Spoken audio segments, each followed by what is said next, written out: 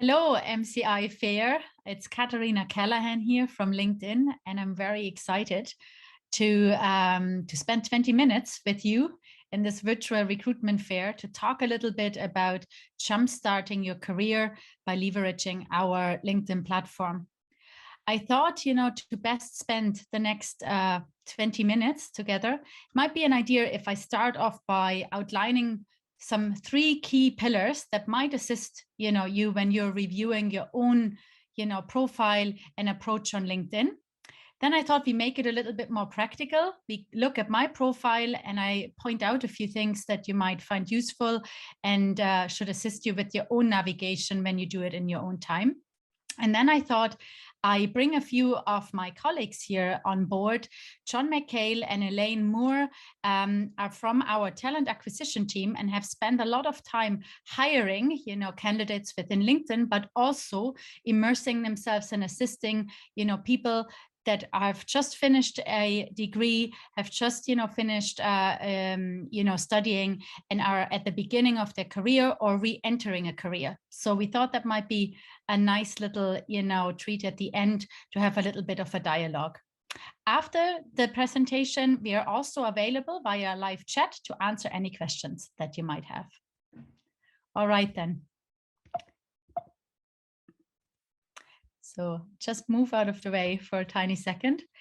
So the 3 elements that I thought we could just zone into is, as you see, the 3 Christmas bubbles here in the middle.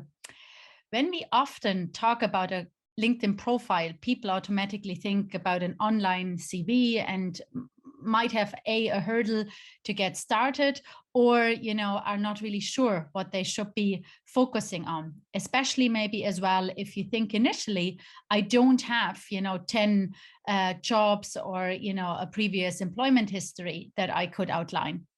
So my advice to you there should not just be an empty word. When I say be you, I believe that authenticity is key, and that in your profile, you ensure you have literally captured, yourself, a headline of what makes you, embedded with an intention.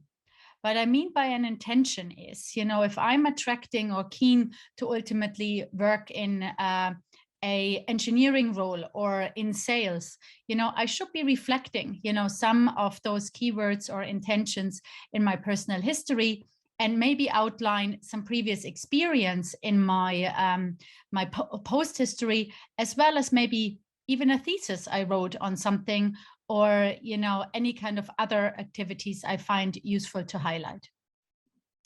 When we are talking then as well about be noticed, there are new functions on LinkedIn that actually allow you to set a signal and send a signal in a very, diplomatic way. So there is a feature where you can literally, tick off that you're open and keen to actually seek employment. And I will show you how you can, activate that feature. Make also sure that you have actually assigned and signed up to some job alerts in the field that you are interested in. The companies will pick that up, and as well, sprinkle that with some kind of keywords that I was already, mentioning when talking about the profile. It will definitely provide a good starting platform to ensure that your elements and your profile is picked up a little bit more. The last bit is about be connected. And one superpower that you as students sometimes really underestimate is actually your alumni network of the university or education facility you're associated with. There's a huge amount of people that have previously graduated from your school that are now potentially in roles that you would like, to basically acquire as well. So how can you reach out to this network, and how can you make sure you're using a personal referral and introduction to get a leg up or a foot into the door? I show you where you can do that. Also, a very powerful tool is literally just by following companies. If I'm interested in Lidl, the supermarket, or HP, or LinkedIn, follow the businesses. You will receive posts and hear news that sometimes might trigger a more personalized introduction that you want to send out to a business or a business contact that you would like to have some engagement with. So if I sum it up pretty quick, it's like, make sure, you're really leveraging and in an authentic way, the elements that you already carry. Nothing is too small. Make sure you're noticed and that you flag, that you're open and alert, for new opportunities, and ensure that you're actually driving and leveraging your network. So I quickly just step out of here. Let's see how quickly I can do that. And we quickly jump into my own profile here now, for argument's sake. So when I was talking about a profile, what I mean by a profile, and I just quickly click onto this myself, is that that top section should be, quite clear. Do you have a photograph? Have you actually here now under open to literally, ticked off, that you're open for a new job opportunity, and that recruiters and other businesses can see your contact is a very imperative, feature, and something we would recommend straight away. In your heading as well, are you a master's student of the MCI? What other role did you have previously? That's your, tagline here to really, articulate who you are. Speaking about articulating, there is one section here that is the about section.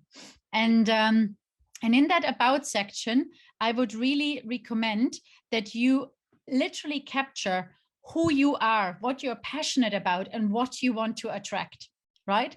You see here, I have, high level, 2-3 main paragraphs. Keep it crisp, but articulate, who you are.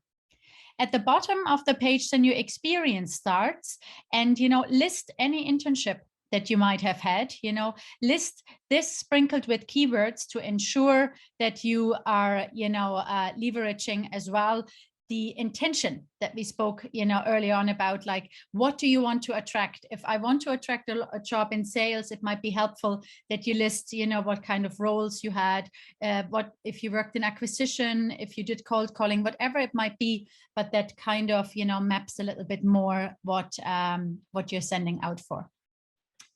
I mentioned then to you as well that there is a really superpower, which is your school.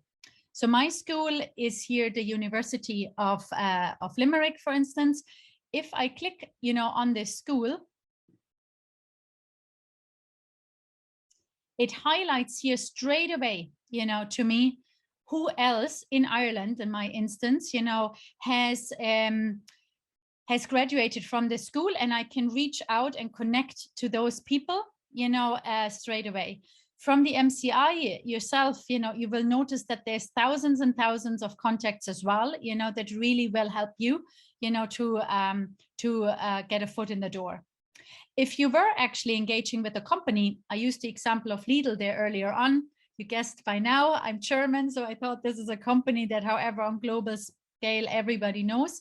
When I click on Lidl, for instance, it also would show me straight away then how many people in Lidl have maybe studied at a German university, and how many people, have actually studied at my university, the University of Limerick, that I used here as an example.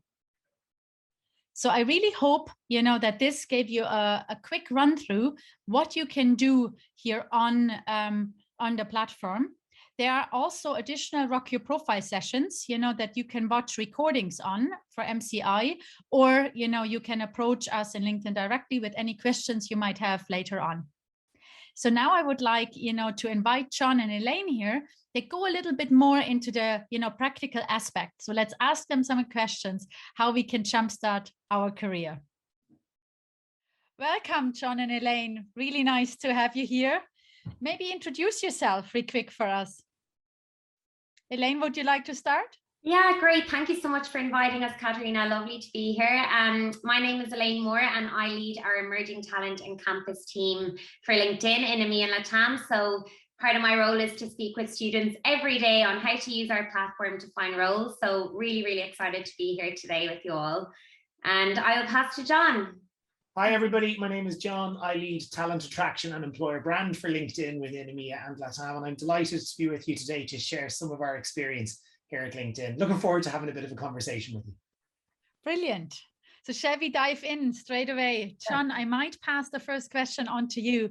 I talked a little bit earlier on about an authentic LinkedIn profile that is so much more than just an online CV.